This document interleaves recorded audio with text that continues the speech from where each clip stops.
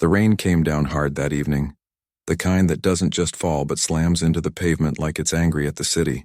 Puddles formed fast in the cracks of the sidewalk and the wind whipped umbrellas inside out.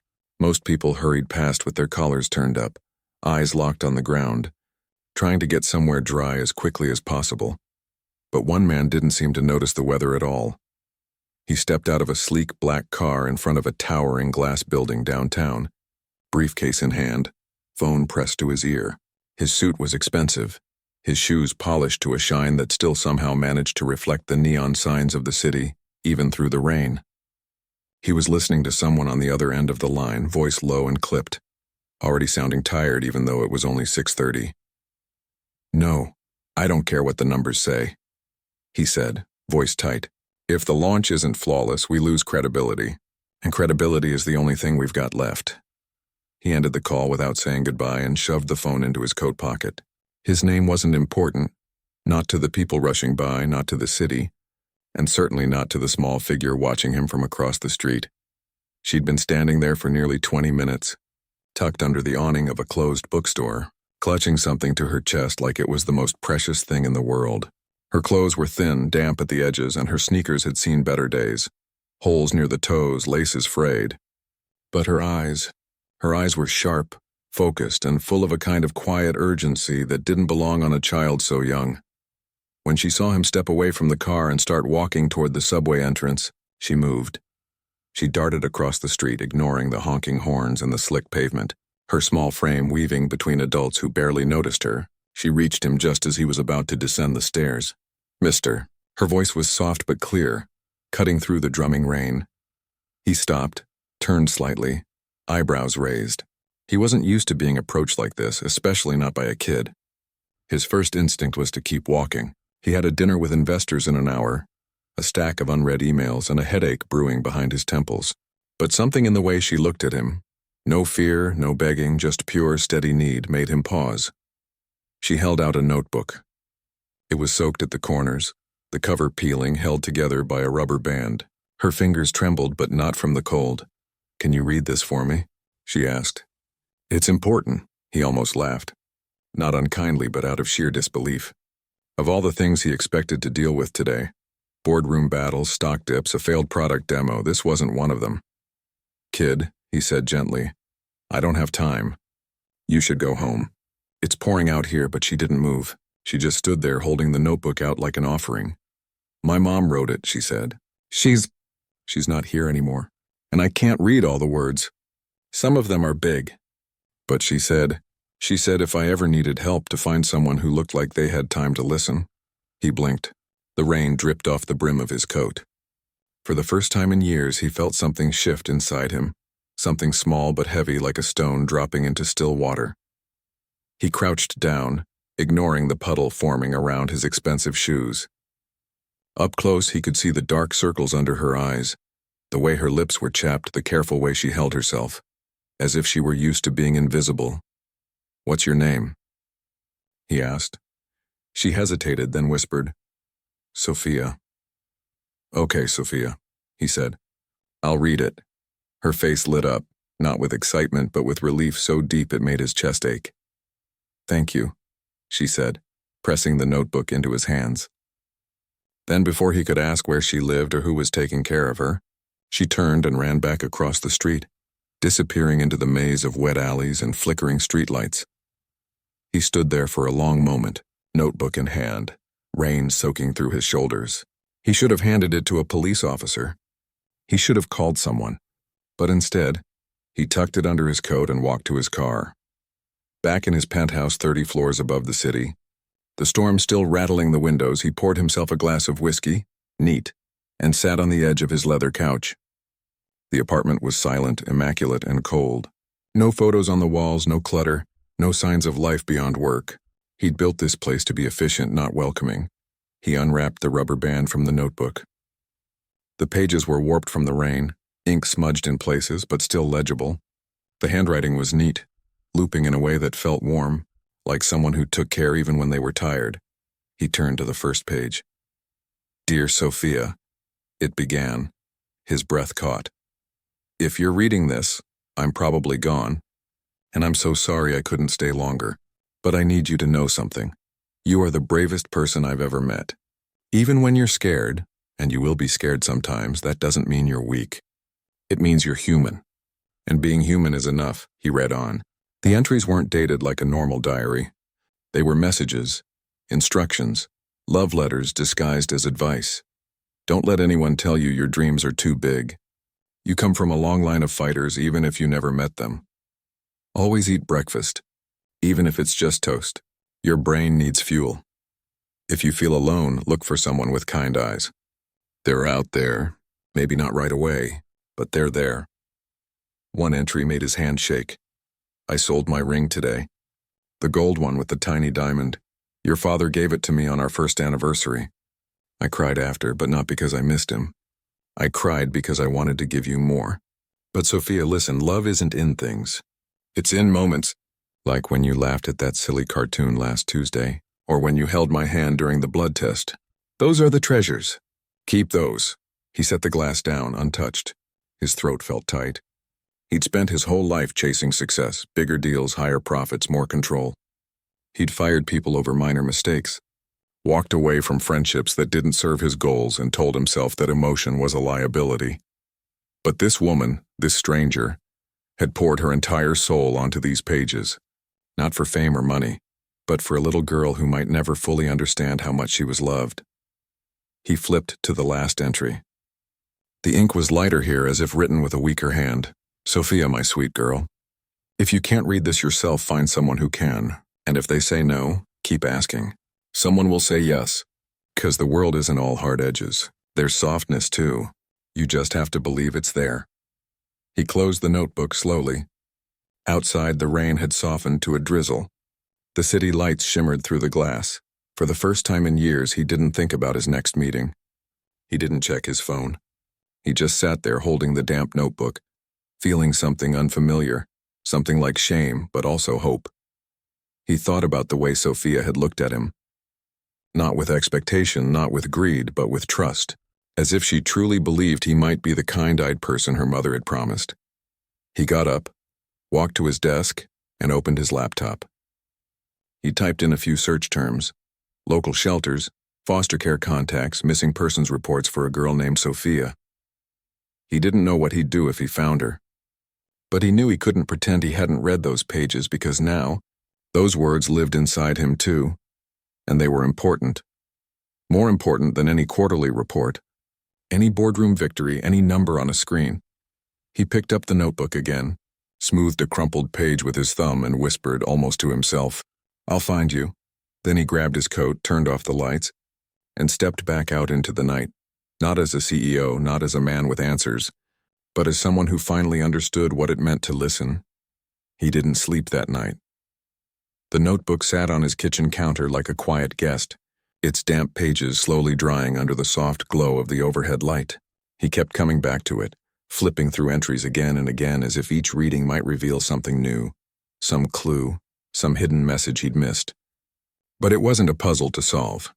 It was a life, a mother's final act of love, written in fading ink and shaky handwriting.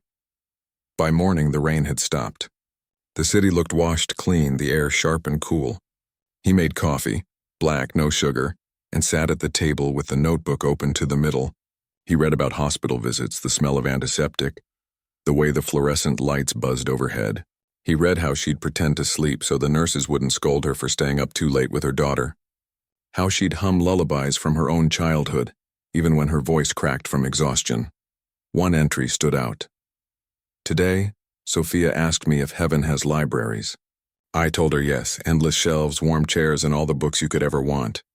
She smiled and said, "Then you'll be happy there, Mama." I held her so tight I thought my ribs might break. How do you explain to a child that you're leaving but you're not really gone, that love doesn't end just because breathing does? He set the cup down. His hands weren't shaking anymore, but his chest felt heavy, like he'd been carrying something invisible for years and only now realized how much it weighed. He called his assistant and canceled his morning meetings. Personal emergency, he said, and for once, it wasn't an excuse. Then he did something he hadn't done in over a decade. He walked. Not to a boardroom, not to a car, but through the neighborhood near the subway entrance where he'd met the girl. He passed bodegas, laundromats, bus stops. He looked at every child, every woman holding a hand, every face that might hold a trace of recognition. Nothing. But he kept the notebook with him, tucked inside his coat like a compass. By noon, he found himself standing outside the public library downtown. It was an old building, stone steps worn smooth by generations of feet. He remembered the diary entry about libraries. Maybe, just maybe, Sophia would go there. It was a long shot, but it was all he had. Inside, the air smelled of paper and dust and quiet. A few people sat at tables, reading or studying. Near the children's section, a librarian was reshelving books. He approached her slowly, trying not to look like a man used to giving orders. "Excuse me," he said, voice softer than usual. "I'm looking for a little girl. About 8 years old, dark hair, quiet. She might come here alone." The librarian studied him for a moment, not with suspicion, but caution. "Why are you looking for her?" He hesitated. He could lie, say he was a relative, but something in the woman's eyes made him tell the truth. "She gave me something important. Her mother's diary. I think she needs help." He didn't say more. He didn't need to. The librarian's expression softened. "Sophia," she said quietly. "Yes, she comes here.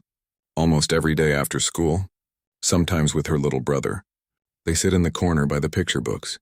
She reads to him." His heart jumped. "Do you know where she lives?" The librarian shook her head. "Not exactly.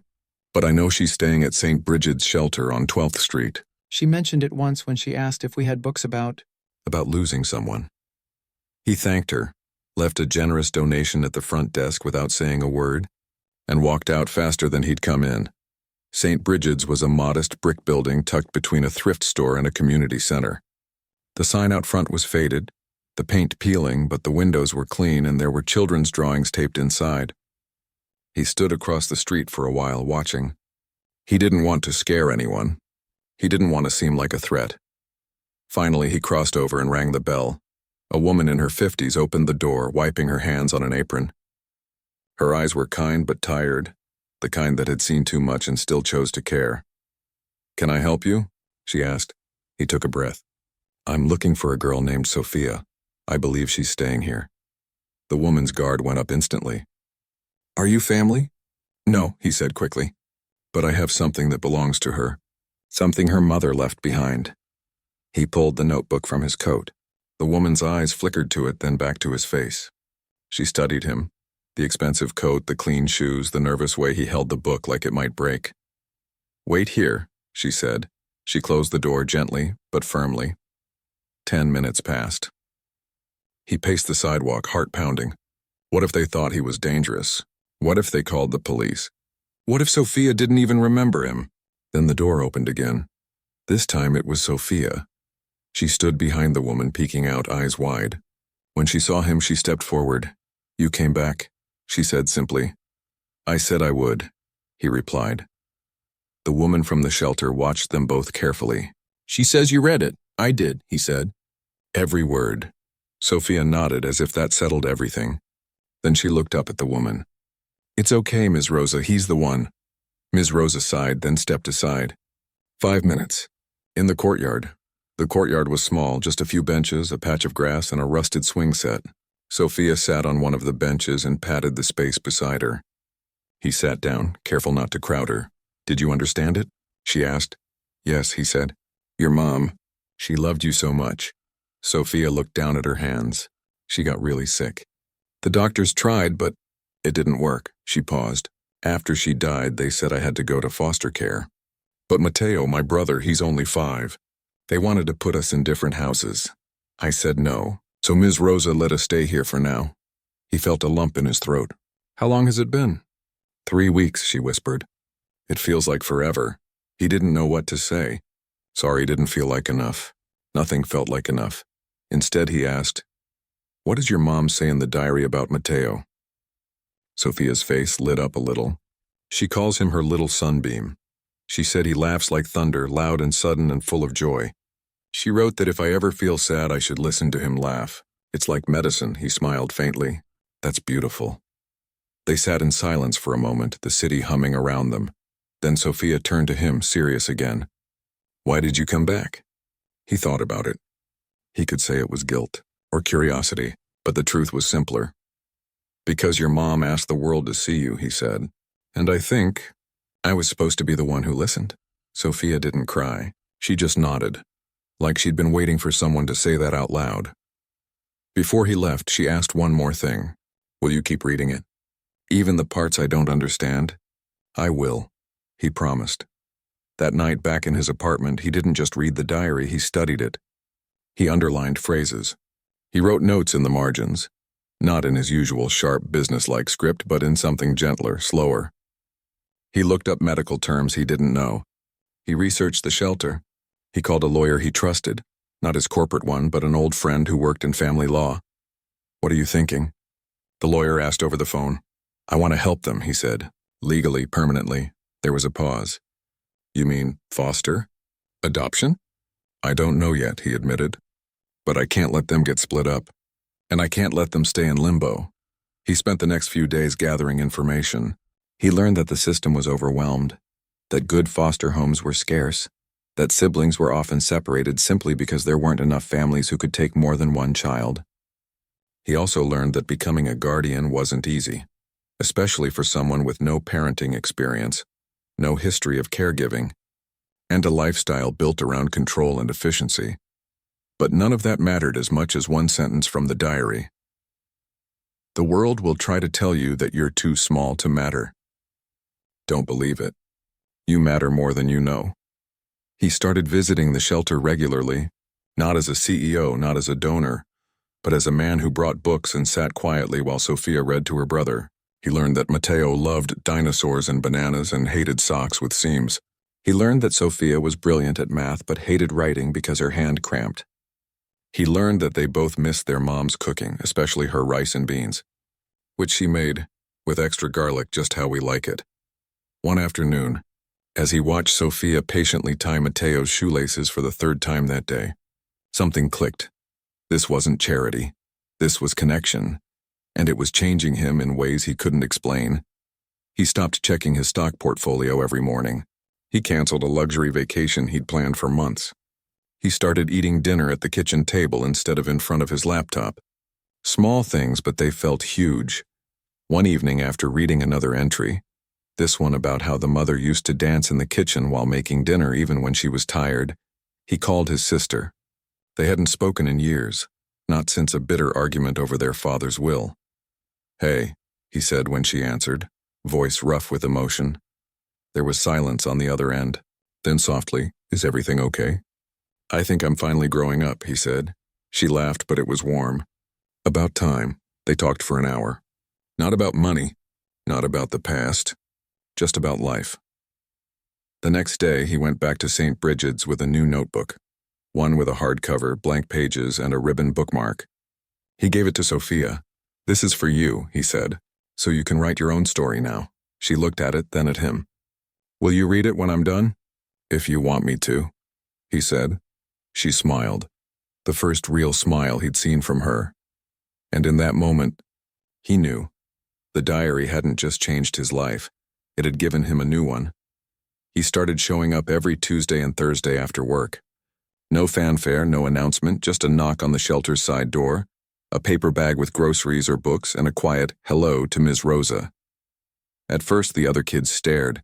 Adults didn't usually come around unless they were dropping off donations or doing volunteer hours for school credit, but he wasn't like that. He didn't take photos. He didn't ask for thanks. He just sat on the floor with Sophia and her little brother, listening more than talking. One afternoon, Matteo spilled juice all over his expensive slacks. The boy froze, eyes wide with panic. I'm sorry. I didn't mean to. Instead of scolding him or brushing it off with a polite smile, the man just laughed. A real warm laugh that surprised even himself. It's okay, he said, pulling a napkin from his pocket. Happens to the best of us. My first car got covered in grape soda when I was your age. Never smelled the same. Matteo giggled, tension melting away.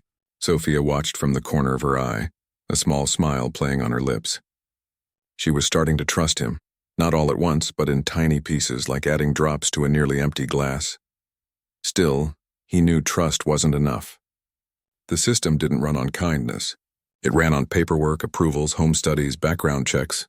So he hired the right lawyer, the kind who didn't care about his net worth but cared about kids staying together. They met in a small office with mismatched chairs and posters about children's rights on the walls. "This won't be easy," the lawyer said bluntly. "You've got no parenting experience. You live alone in a high-rise. Your job demands constant travel. The court's going to ask why you? Why not a family with kids already? Why not someone who's done this before?" He didn't flinch. "Because I read her mother's words. And I made a promise." The lawyer studied him for a long moment, then nodded. "All right, let's try." The process began. Forms filled his desk. Medical records, financial disclosures, character references. He called his sister again. She agreed to be a reference without hesitation. "You've changed," she said. "I can hear it in your voice." He started making changes at home, too. Not for show, but because he realized his penthouse felt more like a hotel than a home. He moved out of the tower and rented a townhouse in a quiet neighborhood with good schools and a backyard.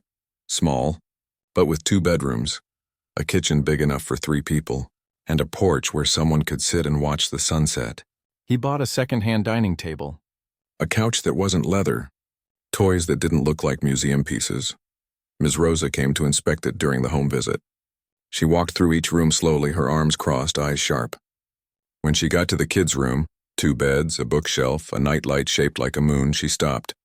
"You did all this for them?" she asked. "I did," he said. She turned to him, her voice low. "Most people want to save a child because it makes them feel good.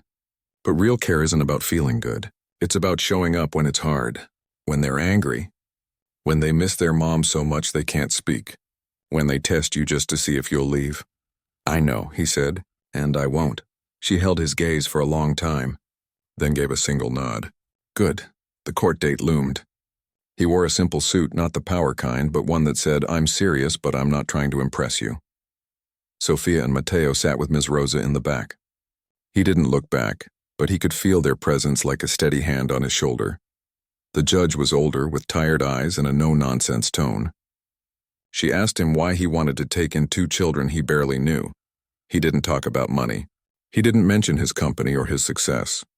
Instead, he pulled the diary from his briefcase, now carefully preserved in a clear plastic sleeve, and read one short passage aloud.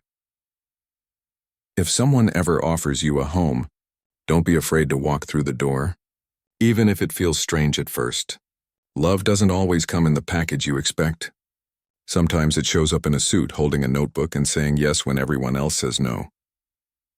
The courtroom was silent. The judge blinked. Then she looked at Sophia. "Is that really what your mother wrote?"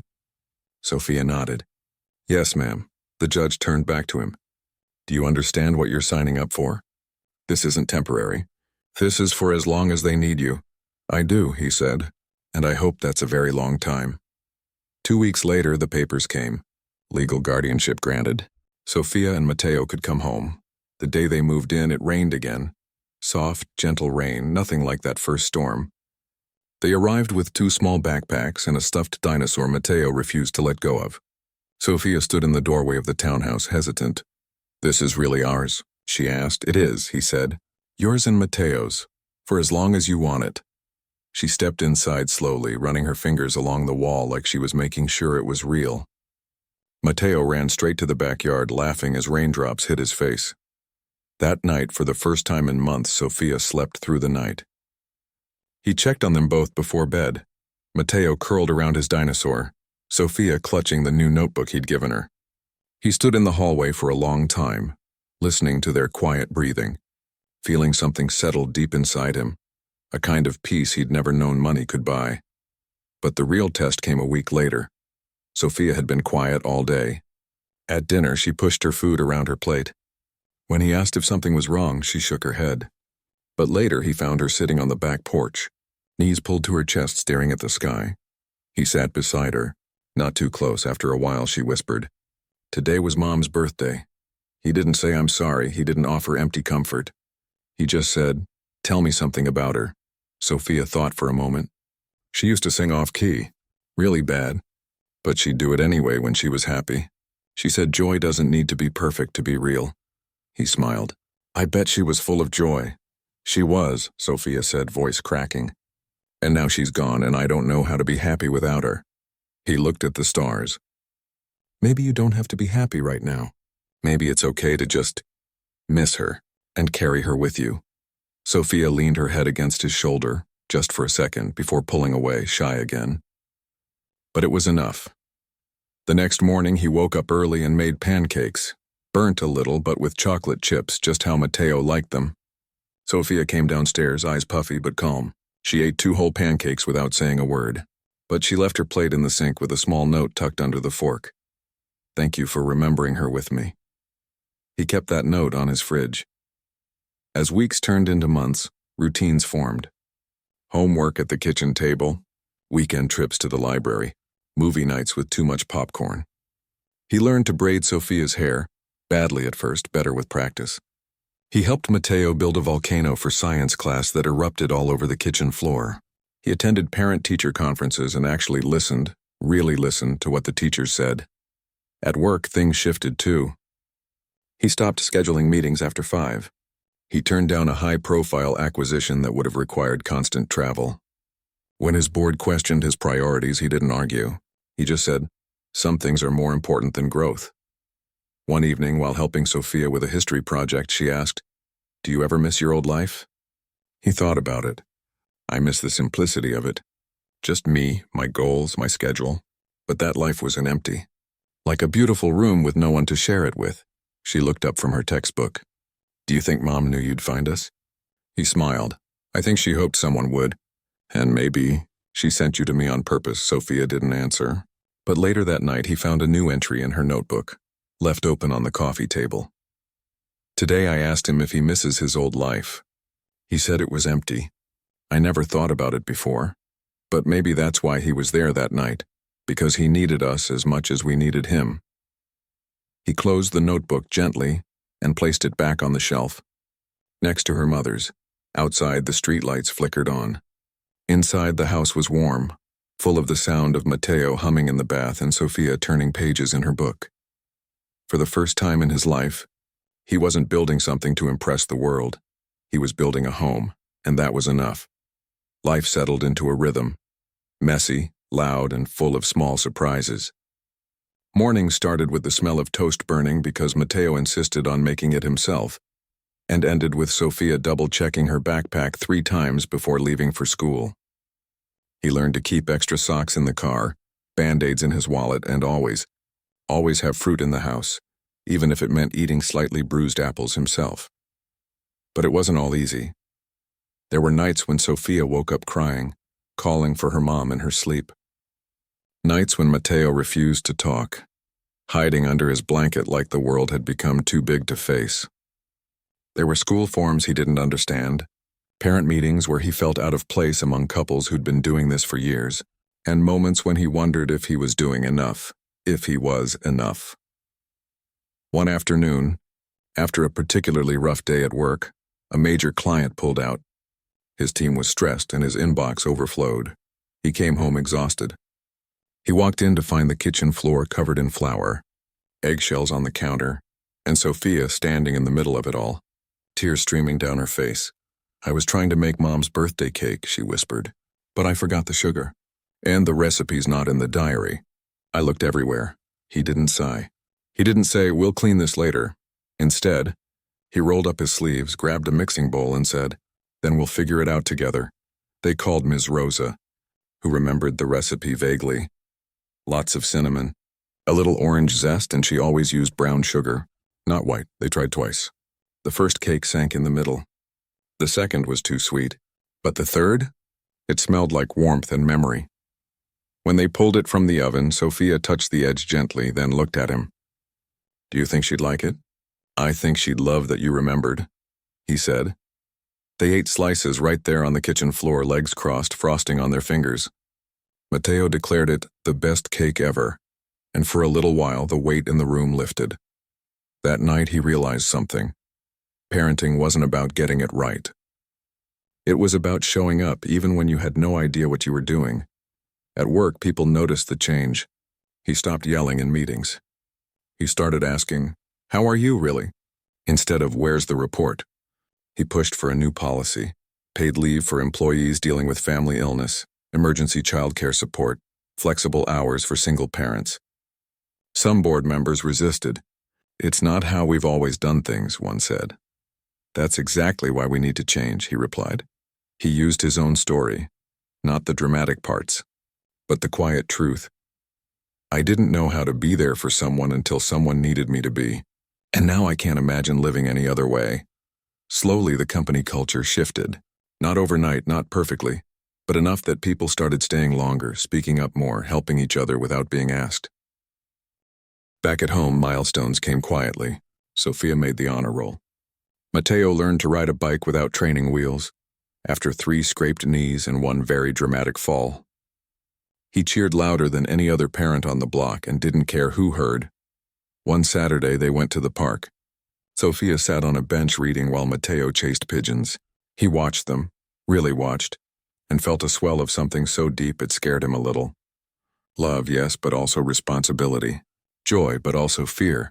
Fear that he might fail them, that the world might hurt them in ways he couldn't fix.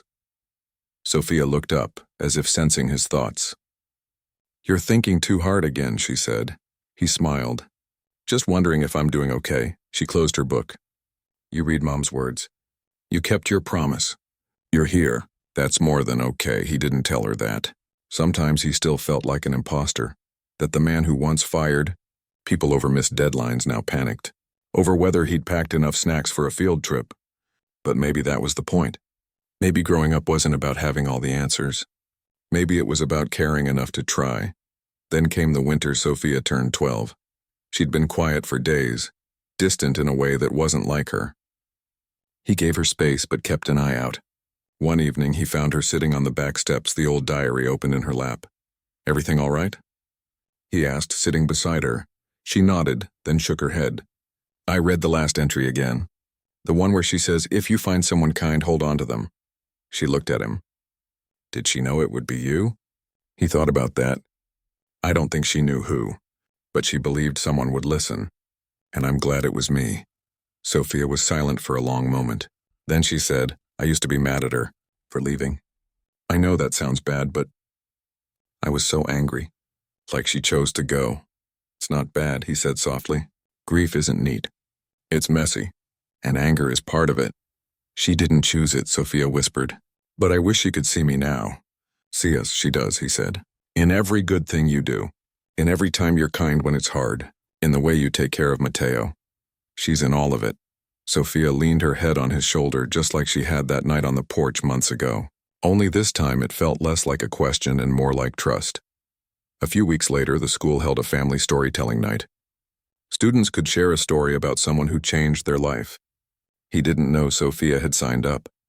When her name was called, she walked to the front of the gym clutching a folded piece of paper. He sat in the back, heart pounding like he was the one on stage. She didn't read from the paper. She just spoke. "My mom died when I was 8, she began, voice steady. "She left me a diary full of love and advice. One day I gave it to a stranger because I couldn't read all the words. I was scared he'd say no, but he said yes. And he didn't just read it, he came back. Again and again. He didn't fix everything, but he stayed. And that's what my mom asked for. Not a hero, just someone who would stay." She looked straight at him. "He's not my dad, but he's my family. And I'm glad the world sent him to me." The room was quiet for a second, then filled with soft clapping, some sniffles, a few tears. He didn't clap. He just nodded at her, eyes bright. Afterward, as they walked to the car, Matteo tugged his sleeve. "You're famous now," he said proudly. "No," he said, ruffling the boy's hair. "Your sister's the brave one." But Sophia shook her head. "We both are, because we let ourselves be loved." That night, he sat at the kitchen table long after they'd gone to bed. He opened his own journal, the one he'd started months ago, filled with notes about school plays. Funny things, Matteo said, Sophia's quiet wisdom.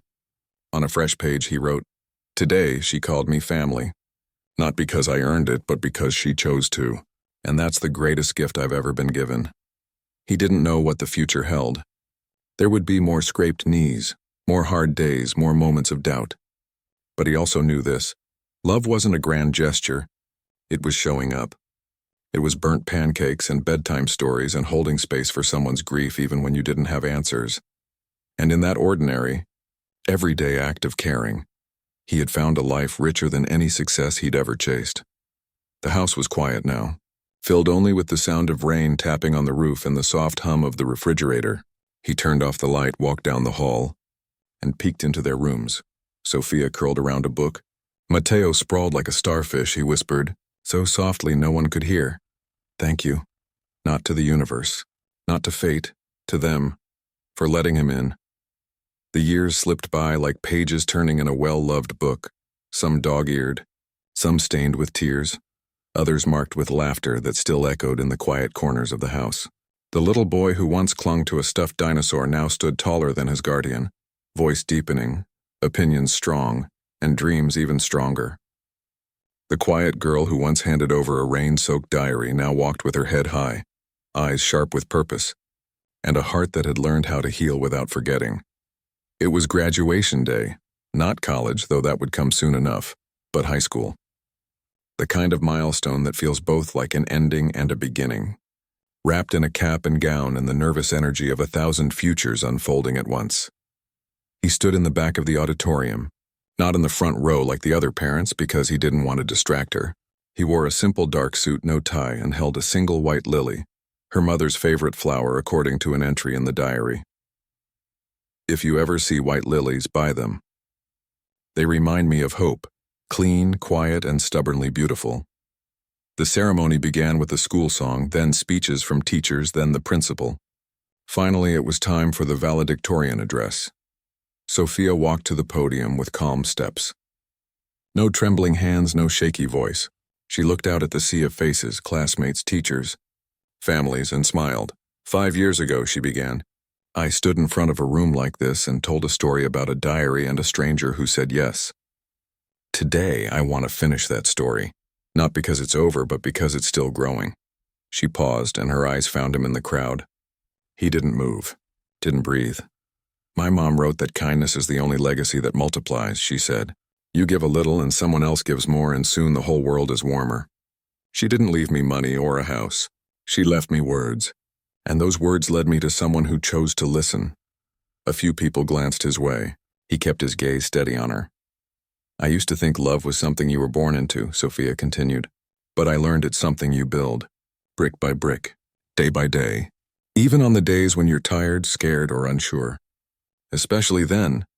She spoke about community, about how her little brother now tutored younger kids at the library, about how their old shelter had expanded because people started caring more, about how one act of attention can ripple farther than you ever imagine. Then, she said something that made his throat tighten. If you're sitting out there, wondering if your small act matters, helping a neighbor, listening to a friend, showing up when it's hard, know this. It does.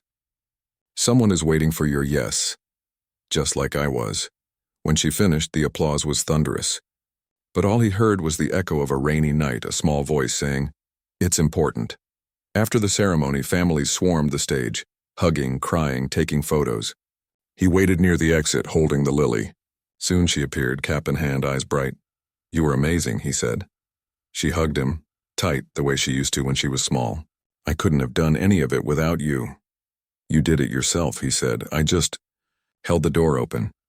She smiled, then reached into her gown pocket and pulled out a small cloth-bound book. This is for you, he took it carefully. It looked new but familiar, the same size as the original diary, bound in soft blue fabric. Don't read it now, she said. Wait until tonight, when it's quiet. He nodded, tucking it into his coat.